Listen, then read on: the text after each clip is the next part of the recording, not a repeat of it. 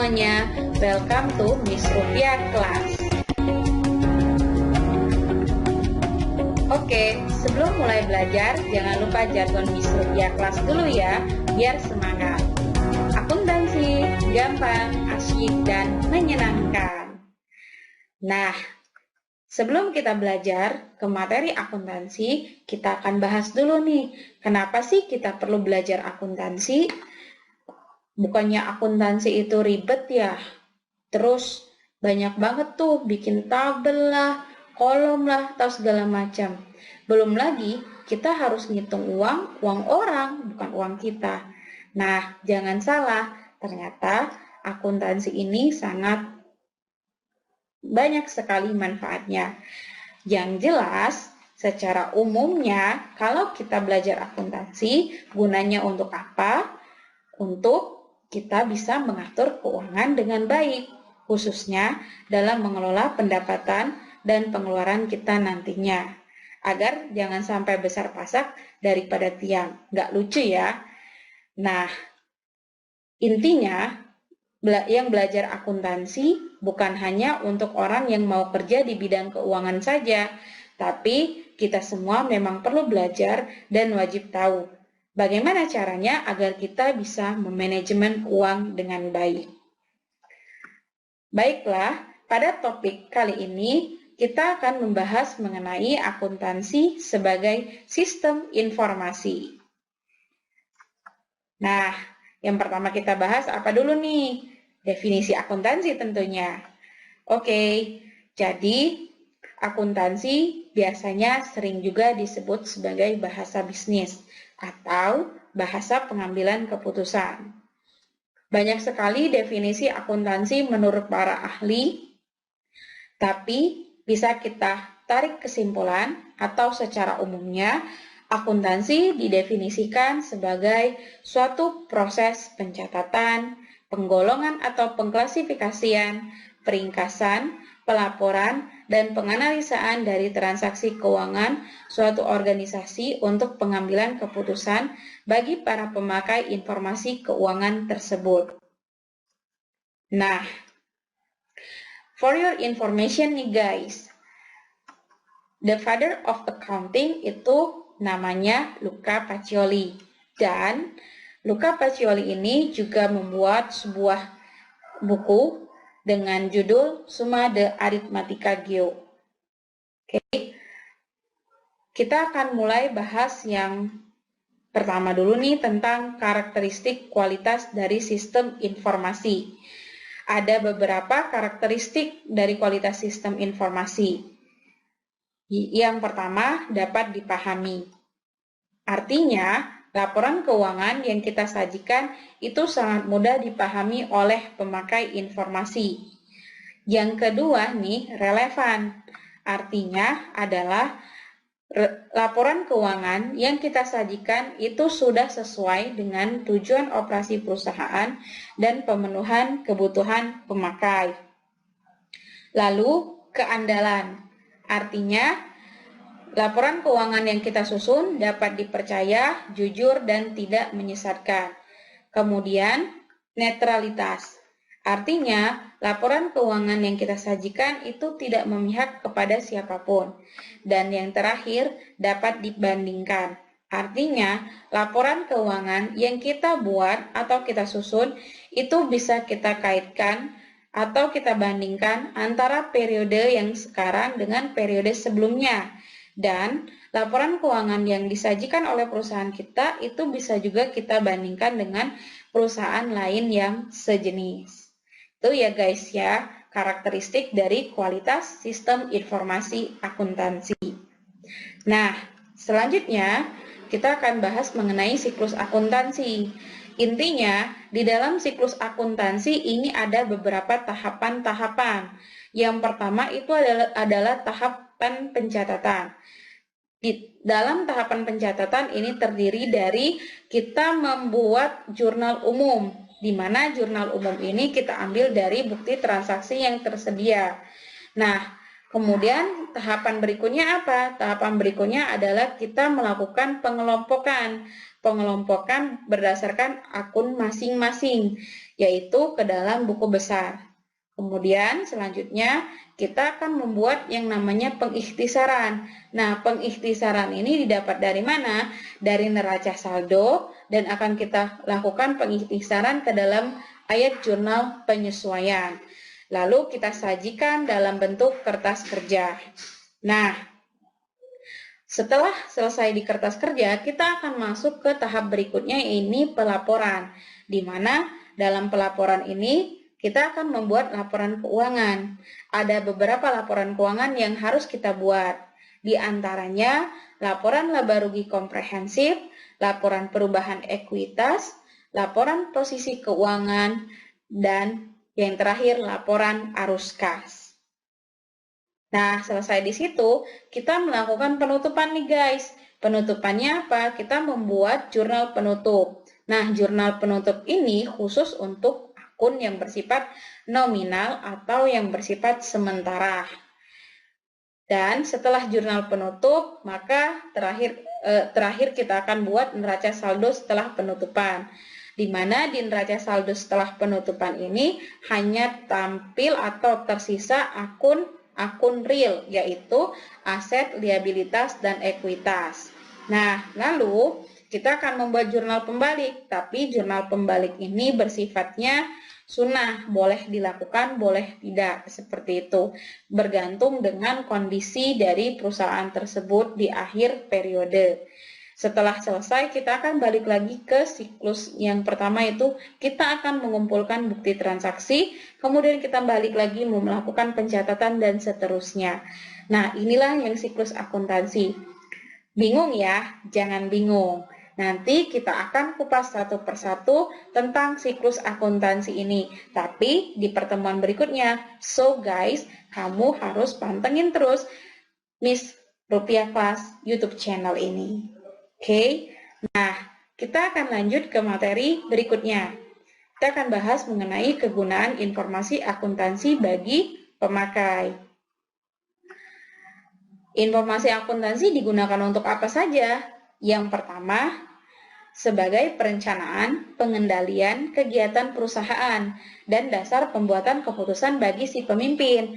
Artinya, kegunaan informasi yang pertama ini adalah untuk pihak internal, guys. Terus yang kedua, ini sebagai laporan yang dapat dipertanggungjawabkan kepada pihak di luar perusahaan. Contohnya seperti investor, kreditur, dan lain sebagainya.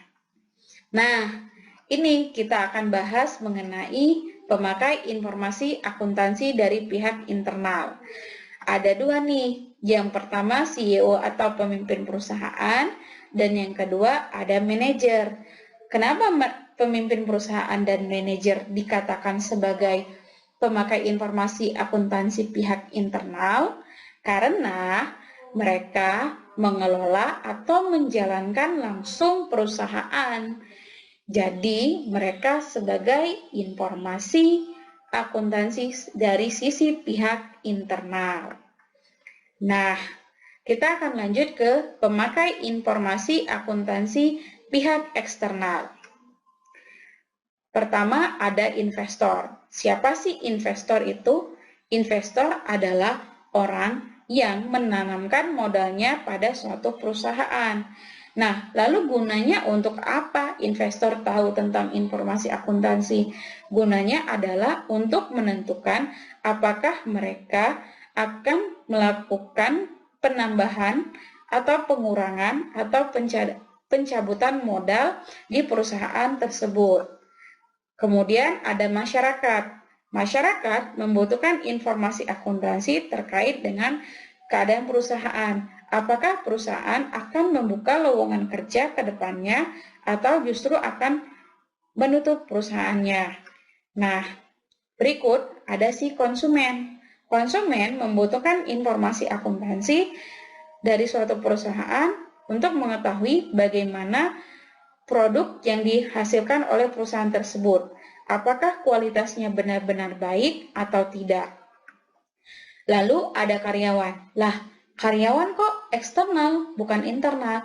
Karena karyawan ini berasal dari awalnya masyarakat. Kemudian ketika ada lowongan kerja yang tersedia di perusahaan tersebut, maka karyawan bergabung. Dan karyawan membutuhkan informasi akuntansi digunakan untuk menilai atau mengevaluasi bagaimana kondisi perusahaan tersebut yang akan datang. Apakah nasibnya mereka akan baik atau tidak? Apakah mereka akan kena PHK atau justru mereka akan menjadi pegawai tetap dan seterusnya. Nah, lalu ada yang namanya kreditur. Siapa sih kreditur? Kreditur contohnya adalah bank. Mereka adalah yang memberikan pinjaman modal ke suatu perusahaan. Gunanya untuk apa sih mereka perlu informasi akuntansi dalam suatu perusahaan? Gunanya untuk menentukan apakah perusahaan tersebut layak atau tidak mendapatkan pinjaman. Atau seberapa besar sih mereka perlu meminjamkan uang kepada perusahaan tersebut. Dan bagaimana kesanggupan dari perusahaan tersebut untuk mengembalikan uang yang telah mereka pinjamkan ke perusahaan. Terakhir, ada pemerintah nih. Pemerintah perlu informasi akuntansi dari suatu perusahaan. Tujuannya untuk apa? Tujuannya adalah untuk melihat dan menentukan seberapa besar pajak yang harus dibayarkan oleh perusahaan kepada pihak pemerintah. Nah, ini ada beberapa bidang spesialisasi akuntansi, guys. Yang pertama, ada akuntansi keuangan. Kemudian ada akuntansi perpajakan, ada akuntansi auditing, ada akuntansi anggaran, ada akuntansi manajemen, ada akuntansi biaya, dan ada akuntansi pemerintahan. Jadi banyak ya spesialisasi akuntansinya. Nah, ini nanti bisa kalian kembangkan sendiri sesuai dengan passion kalian masing-masing. Terus kita akan bahas mengenai bidang pekerjaan atau profesi akuntansi. Ada apa saja sih atau ada berapa sih profesi akuntansi? Yang pertama ada yang namanya akuntan pendidik. Nah, akuntan ini bekerja di bidang pendidikan. Biasanya mereka sebagai tenaga pengajar. Mereka khususnya lebih tepat tenaga pengajar di bidang akuntansi. Nah, kemudian ada akuntan publik atau biasanya sering juga disebut sebagai akuntan eksternal. Akuntan publik ini adalah akuntan yang bekerja di perusahaan, baik itu di suatu perusahaan ataupun beberapa perusahaan dengan bayaran yang sesuai kualitas mereka masing-masing tentunya. Terus ada akuntan intern. Nah, akuntan intern ini hanya di satu perusahaan saja karena mereka memang khusus dikerjakan untuk membantu perusahaan dalam menyusun laporan keuangan. Dan terakhir ada akuntan pemerintah. Nah, akuntan pemerintah ini mereka bekerja membantu pemerintah dalam memeriksa laporan keuangan. Contohnya itu kalau di Indonesia BPK, Badan Pemeriksa Keuangan. Kita lanjut ke etika profesi akuntansi. Etika profesi akuntan adalah kode etik akuntan yang diperlukan untuk mengatur perilaku anggotanya dalam menjalankan praktik profesinya bagi masyarakat. Nah, di etika akuntan ini itu dikenal dengan istilah kode etik tuh. Jadi bukan hanya dokter aja yang punya kode etik dokter. Si akuntan juga punya yang namanya kode etik atau aturan-aturan apa saja dalam menjalankan tugas. Kode etik dikeluarkan oleh siapa? Kode etik dikeluarkan oleh IAI, Ikatan Akuntan Indonesia.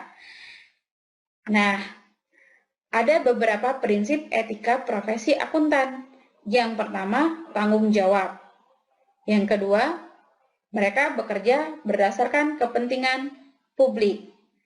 Kemudian, seorang akuntan wajib menjaga integritas, bekerja secara objektivitas, kompetensi dan kehati-hatian profesional dijunjung tinggi, menjaga kerahasiaan suatu perusahaan, berperilaku profesional, dan sesuai dengan standar teknis.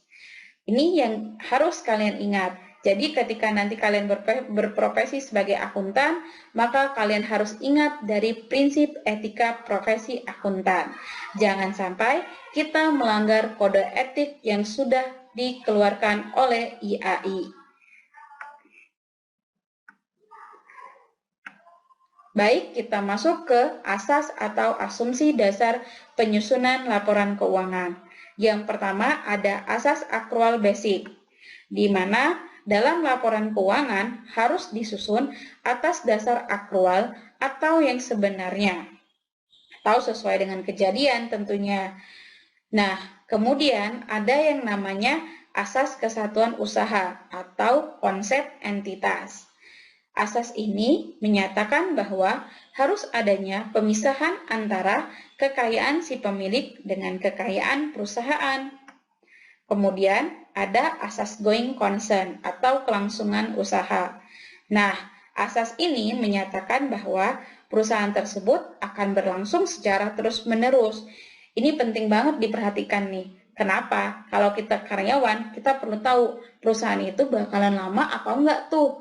Kalau lama, kita mah aman kalau karyawan. Tapi kalau cuma sebentar, wah kena PHK atau kita harus cari kerja lainnya. Tapi ingat ya guys, mindsetnya kita bukan sebagai karyawan. Belajar akuntansi ini, kita asumsikan bahwa kita adalah sebagai pembuat perusahaan. Dan kita sebagai perancang laporan keuangannya. Lanjut, asas atau asumsi dasar penyusunan laporan keuangan berikutnya, yaitu asas pembandingan pengeluaran beban dengan penghasilan atau matching concept. Dalam laporan keuangan yang disajikan harus mempertemukan secara layak antara biaya yang dikeluarkan dengan pendapatan yang diperoleh dalam satu periode akuntansi yang sama. Kemudian ada asas harga perolehan atau cost. Nah, harga atau jasa yang dibeli atau diperoleh harus dicatat atas dasar biaya yang sesungguhnya. Dan asas stabilitas nilai uang. Asumsi ini menyatakan bahwa nilai uang akan stabil dari waktu ke waktu, sehingga nilai yang tertuang dalam laporan keuangan merupakan angka yang benar atas kekayaan perusahaan.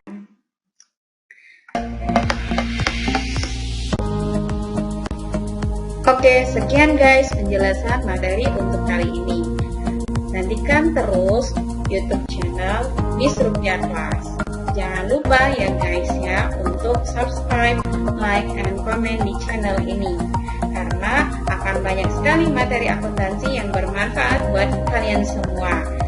Terus jangan lupa untuk menekan tombol loncengnya ya guys ya agar kamu dapat notifikasi terbaru dan kamu bisa nonton tayangan berikutnya. Terima kasih, arigatou gozaimasu. Sampai jumpa lagi. Salam Miss Rupiah Class.